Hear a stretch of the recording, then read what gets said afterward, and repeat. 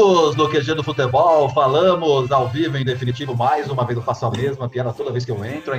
Hoje eu diria que eu estou em minoria, porque eu não sei se vocês estão sentindo aí no ar um certo cheiro de porco, de lavar, eu não sei muito bem o que é, tá meio esquisito Vendetta. aqui. Nós temos um convidado muito especial que daqui a pouco eu vou apresentar. E eu me lembro de um time que está no ar aqui, que está entre nós, que ficou na fila por 16 anos. Eu queria aproveitar essa descrição aqui, esse chute nas partes baixas, para apresentar o nosso convidado especial aqui, que é Maurício Mafudi. Hoje eu quero saber do Mafudi como foi ficar na fila de 1977, meu Deus, eu não consigo, a 1992, mas eu queria apresentar nosso amigo Mafudi. Mafudi, seja bem-vindo aqui, é um palestrino de primeira, seja bem-vindo. Como é que foi? O que rolou naquela época? Como é que era a sua vida? Boa noite, seja bem-vindo. Boa noite.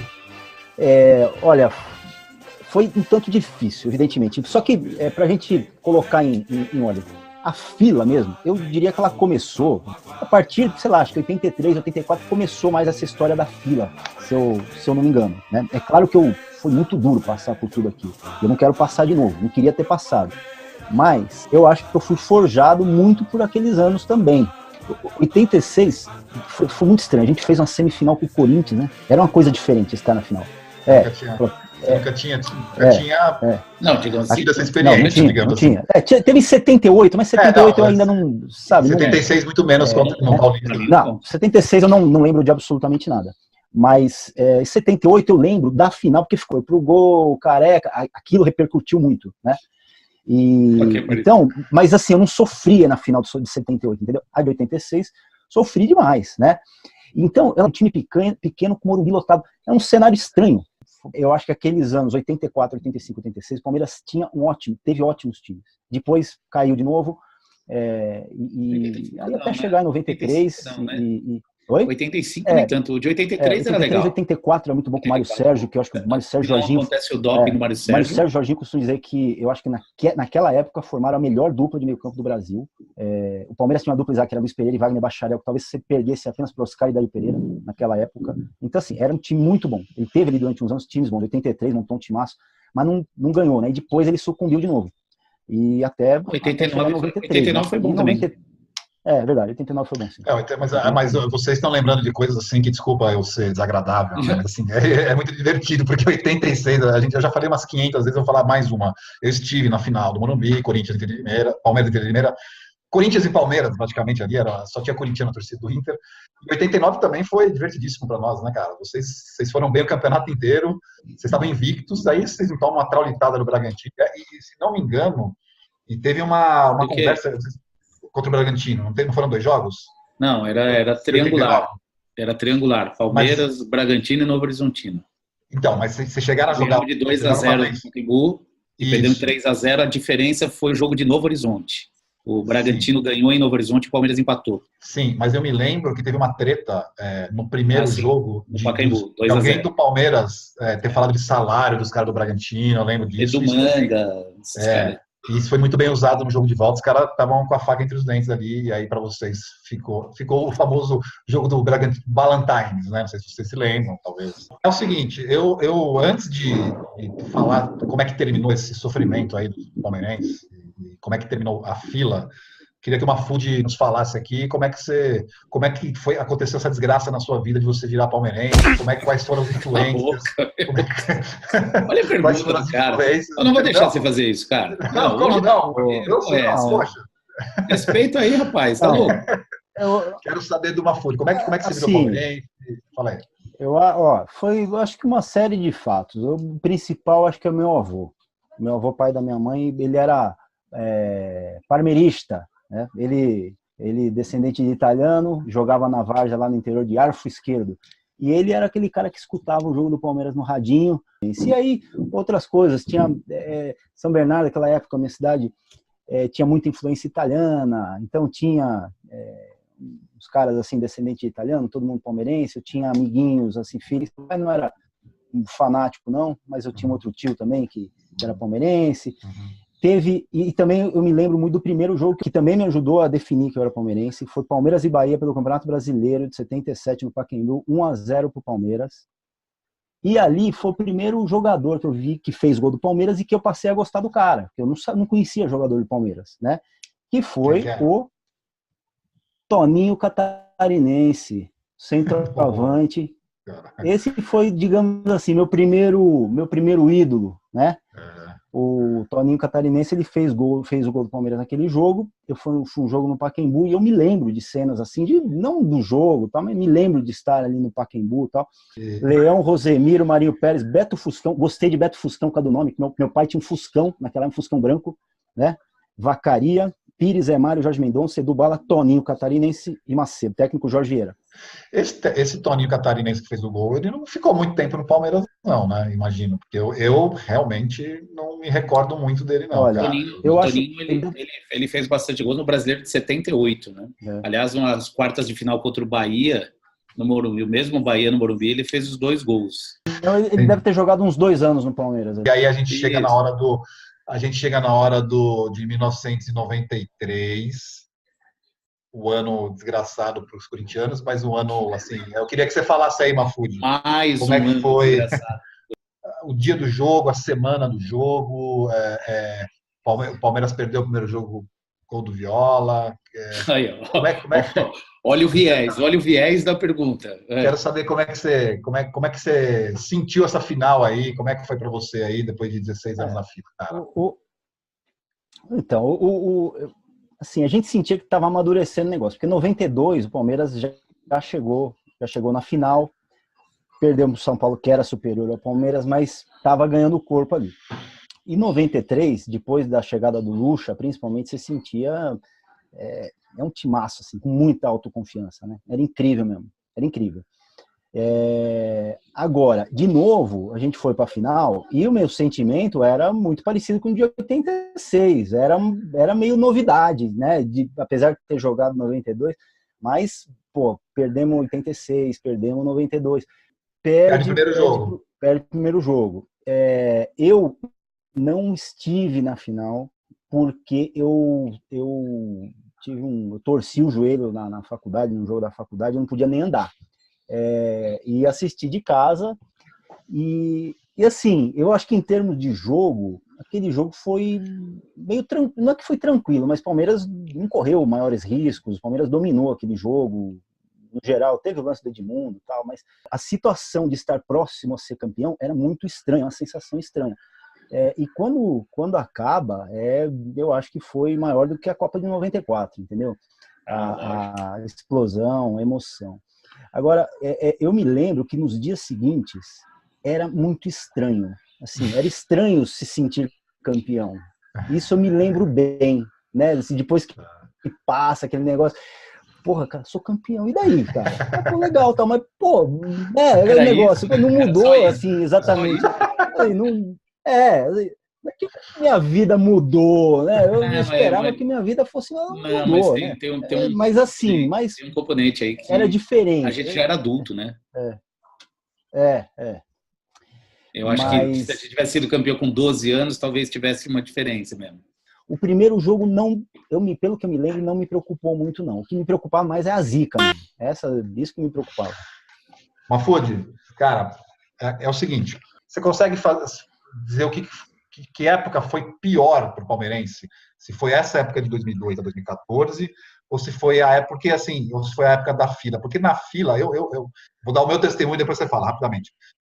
Eu enxergava o Palmeiras, mesmo na fila, mais forte do que eu enxergava o Palmeiras nesse período que não estava tanto na fila. Nos anos 80, eu tinha mais temor do Palmeiras do que eu tinha nesse período. O que você acha? Então, para mim, o meu sentimento eu acho que é bem diferente nessas duas fases. Primeiro, pela idade, né? Então, como eu te falei, eu acho que naquela primeira fila, eu fui sendo forjado como palmeirense, entendeu? Então, era um sofrimento, mas um sofrimento que, sabe, de chorar quando acabava o jogo e perdia, quando perdia um título. E assim, era uma coisa muito, muito diferente dessa última fase, que aí era mais de raiva mesmo, de dar raiva, até porque, como eu era criança, adolescente naquela, e aqui você já era adulto, já tinha visto times fantásticos do Palmeiras, e você sabe que ele estava na draga por por sacanagem, por um monte de coisa errada feita lá dentro. Um pouco diferente da década de 80, que na década de 80 todo mundo era meio que amador, todas as administrações eram amadoras, e o Palmeiras teve uma crise financeira que jogou ele aí nos anos de fila, mas mesmo assim, como você falou, o Palmeiras teve bons times naquela época, chegou a disputar algumas coisas, não passava tanta vergonha, eu não sei, um outro jogo assim, mas já nessa década nessa segunda crise que você falou, o Palmeiras passou alguns vexames, eu acho, ali. André, e aí? Você também? Como é que você... Não, eu acho que tem duas grandes diferenças nessa pergunta. A primeira é que nós éramos diferentes, né? Uma coisa é criança, outra coisa é adulto. O impacto das coisas é bem diferente. Mas eu também acho que existe uma diferença do nível do futebol. Nos anos 80, embora tivesse grandes times, grandes craques, mas eu acho que até pela fórmula, pelos regulamentos, era possível um time como a Inter de Limeira ser campeão paulista. Era possível o Palmeiras, mais ou menos, desafiar um Corinthians muito forte, um São Paulo mais forte, etc. Eu acho que nos anos 80 o Palmeiras não tinha problema de dinheiro. O Palmeiras tinha um problema de um sapo enterrado lá, era zica. É diferente. Agora não, agora Arnaldo Tironi, essas coisas horripilantes que o Palmeiras viveu no começo da década. Se você encontrasse comigo e com uma Food pós Palmeiras 1, Paraná 1 em Londrina, a gente queria matar todo mundo, cara. Não faz sentido. Apesar do vendaval, né? Compara com Oba-Oba, por exemplo, de corintiano e flamenguista, cara. O flamenguista agora, cara. Os caras estão com a Arrascaeta e o Gabigol, eles já estão... Projeto Tóquio, cheirinho... A relação do palmeirense é diferente. Então, cara, um time que ficou 17 anos na fila só fez a gente se apaixonar mais. Eu quero fazer uma pergunta. Primeiro para o Mahfoud, que é o forasteiro, e depois eu quero saber do André também, que me veio na cabeça agora. Mahfoud, o que você preferiria? Palmeiras ganhar do Corinthians em 93? Você trocaria esse título pelo Palmeiras ganhando do Manchester United? Se fuder. Não. Ridícula. Olha lá, ele não trocava. Não adianta. Bom, eu não trocaria. Assim, eu não trocaria até assim, porque você pode falar, porque o 51 pode não ser mundial realmente o de 51, mas a importância que ele teve, isso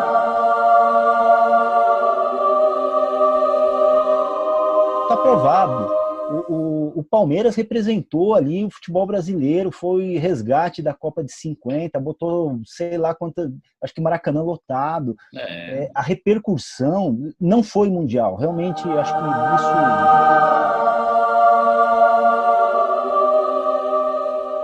isso... Só que a repercussão foi do tamanho né? É mais ou menos como você dizer, você trocaria a derrota do Brasil contra a Itália pelo título de 94 do time do Parreira, do Romário? Você trocaria assim, passar de fase, aquele jogo que o Oscar faz 3-3. Não, é uma boa abertura, Falcão, Cerezo passou para receber, Falcão limpou, vai bater, bateu! Gol!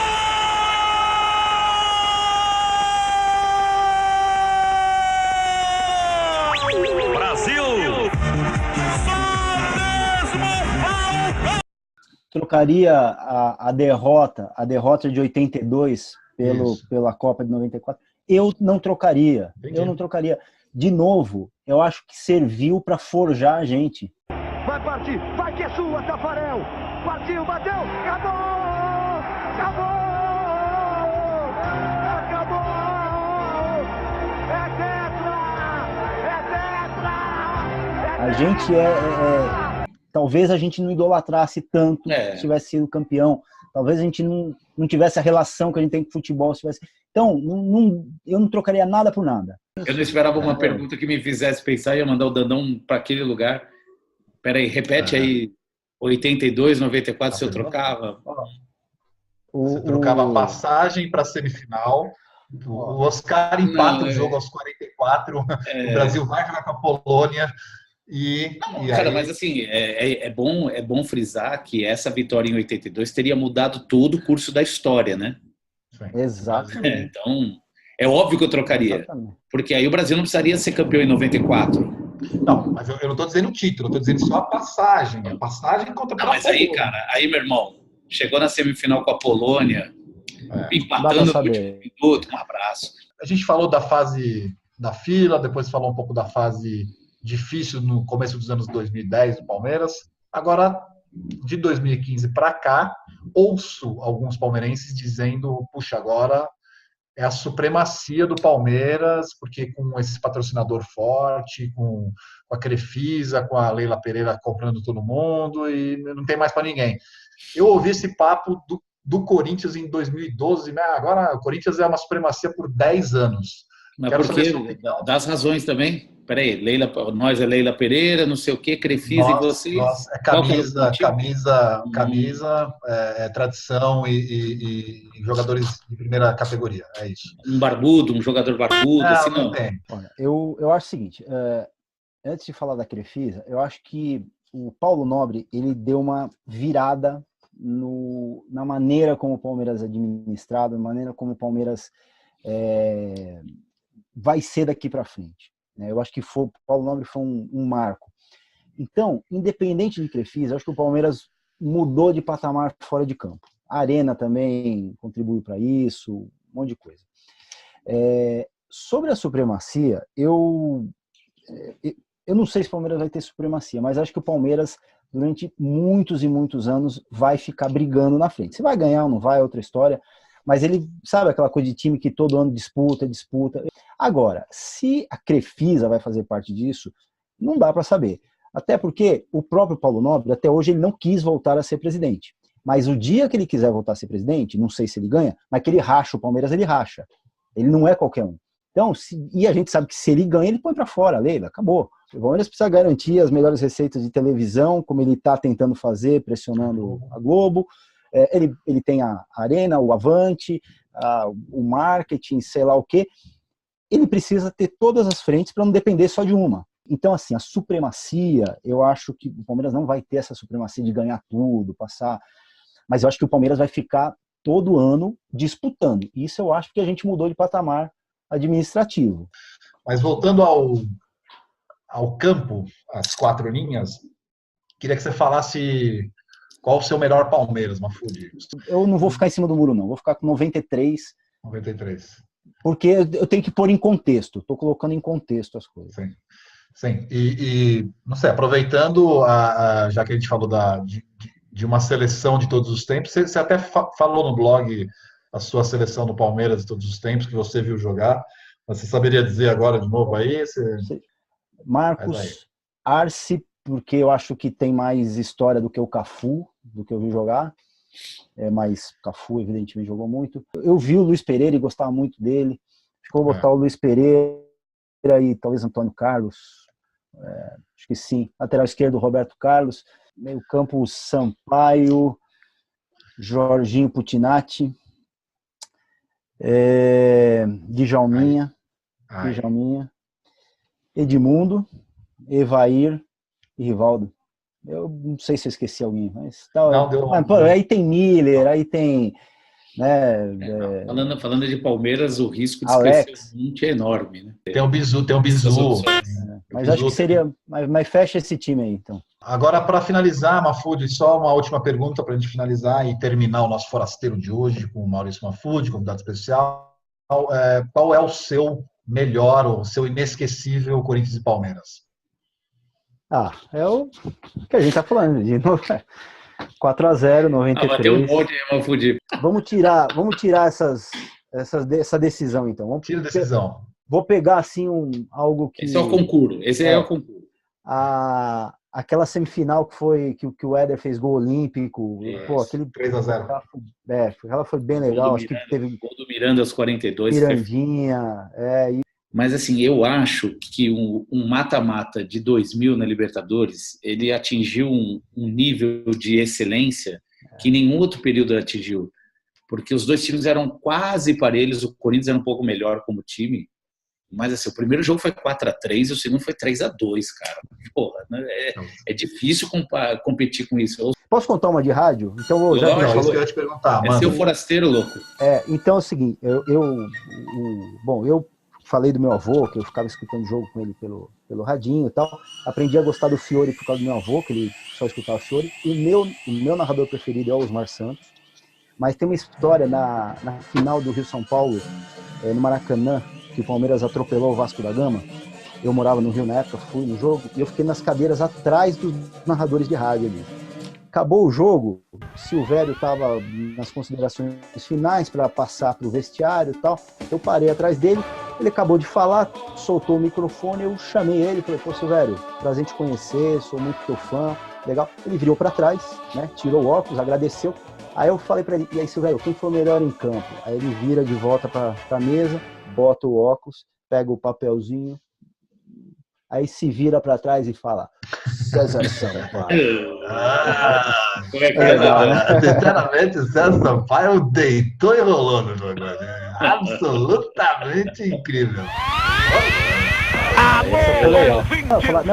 De rádio, mas tem os caras de televisão também que eu adoro, tipo o Silvio Luiz, Luciano do Vale. Pra mim, a Copa de 82, a voz dele naquela Copa é uma coisa... É do nível da seleção brasileira. Ele nunca mais conseguiu repetir narrações sóbrias como aquela, cara. Ele sempre, na Bandeirantes, eu acho que ele gritava demais, cara. Bom, galera, é isso aí. O Forasteiro de hoje contou com a presença ilustre de Maurício Mafudi. Maurício Mafudi, valeu. Obrigado aí pela presença. Vamos convidar o Maurício Mafudi para outros quadros aqui. Aliás, vamos explicar que ele é o maior incentivador do projeto QG do Futebol. Obrigado, irmão.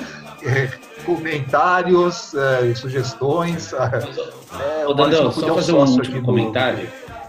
Vamos comparar nível de classe, de elegância e o nível acadêmico deste forasteiro com a última edição. Por favor. Eu quero que você diga qual é a diferença de nível técnico desse cada um com as suas características. Pois é, cara. Pelo amor É importante Pelo amor de Deus, o que é isso? Não pude. Obrigado, cara. Obrigado. Eu não preciso mais gastar meu latim agora daqui pra frente, cara. Nós batemos recorde de visualizações com o Forasteiro Gambá. Eu quero ver como é que vai ser as visualizações. Nosso recorde foi para 28 visualizações. Eu quero ver Maurício Mafudi vai bater esse recorde. É isso aí, galera. Valeu. Até a próxima. A gente se fala aí. Obrigado. Tchau. Valeu.